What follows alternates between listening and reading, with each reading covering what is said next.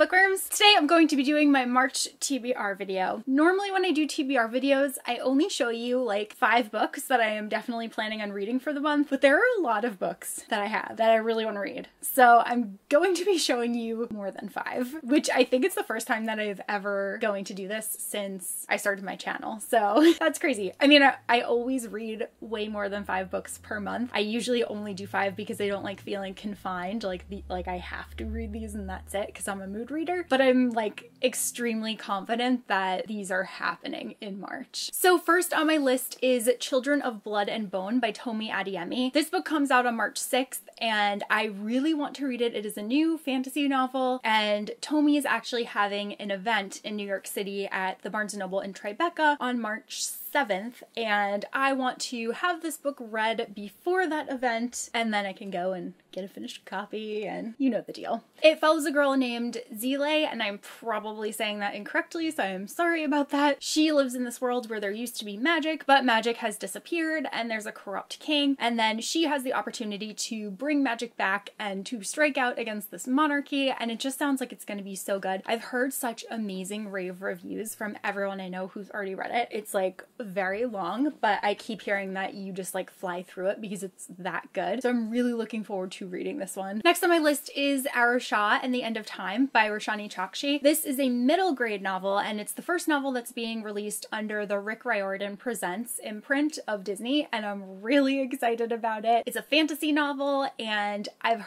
again heard like rave reviews from people who have already read it, but the main reason that this book caught my attention, because you know I'm like kind of picky with middle grade, I tend not to read very much of it, but they said that this book has Sailor Moon vibes, and I am here for Sailor Moon. This is Percy Jackson meets Sailor Moon, and Sailor Moon is like life, so I'm really looking forward to this one. I have such high hopes for it. All that I know is that it is based in Hindu mythology, and I've heard that the book is really funny, so I cannot wait to read this one. Next on my TBR is Legendary by Stephanie Garber. They have this like cover here that says the wait is over, and then the actual cover is back here. I am so excited to read this. I really loved Caraval, and this book is going to be following a different character that was in Caraval, but I'm really excited to learn more about said character. Don't want to spoil anything, obviously, but I'm really looking forward to reading this one. Caraval had such a lush and engaging and beautiful world, so this is like very high on my list. I normally wait until closer to the publication date to read books, that way I can review them for you guys when they're coming out and it'll be fresh in your mind, but I can't wait with Legendary. It's just not gonna happen. Next, I want to read The Last Unicorn by Peter S. Beagle. I actually already started listening to this one on audiobook, and it's actually narrated by Peter S. Beagle himself, and I've only listened to the first chapter, so I'm like not very far into it at all, but I really enjoyed the first chapter. I've already read a graphic novelization of this book, but I haven't actually read the like novel. So I'm really excited to do so. I love unicorns, so that was like a no-brainer, and I honestly don't know why I haven't read this one yet, and it's blurbed by Patrick Rothfuss, who Name of the Wind is my favorite.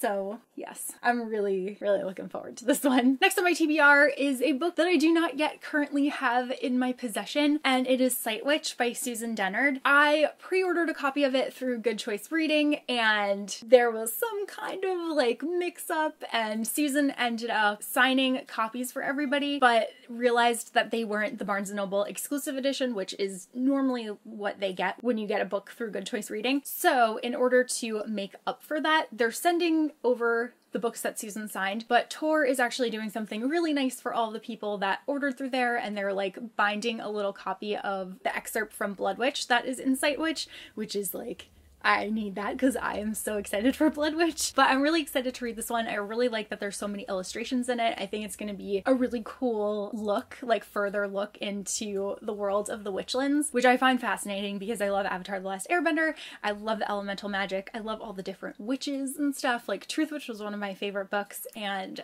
I'm just so excited to read more of it. Next on my list is Daughters of the Storm by Kim Wilkins. This is a high fantasy novel and it follows 5 sisters whose father is the king and he gets ill, and then the girls all have to band together to try to save their father, because if they don't save him, their very corrupt stepbrother is going to take the crown from him. And I'm just really excited to see all of these women working together to bring down this terrible male figurehead. So I'm really looking forward to reading this one. It sounds like something that I'm going to love. Just love anything that involves like scheming for a crown. I find it to be fascinating. Next, I have to read Half a World by Joe Abercrombie because I am more than halfway through the first book in this series, which is Half a King, and I'm obsessed with it. And I just know that as soon as that book ends, I will need to know what's going to happen next. So this is like an absolutely, I'm gonna read this, yes. And then lastly on my TBR is Undead Girl Gang by Lily Anderson, and this one just sounds so cool. It's like kind of thrillery, and it follows a girl whose best friend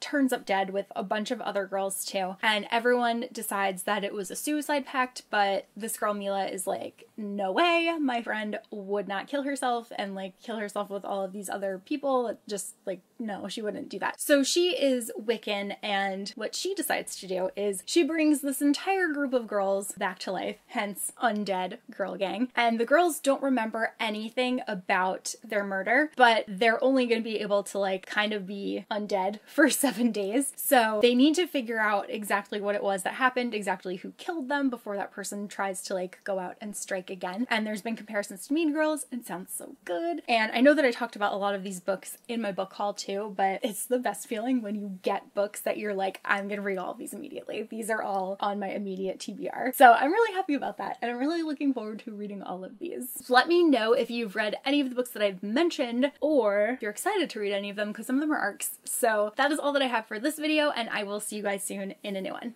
Bye!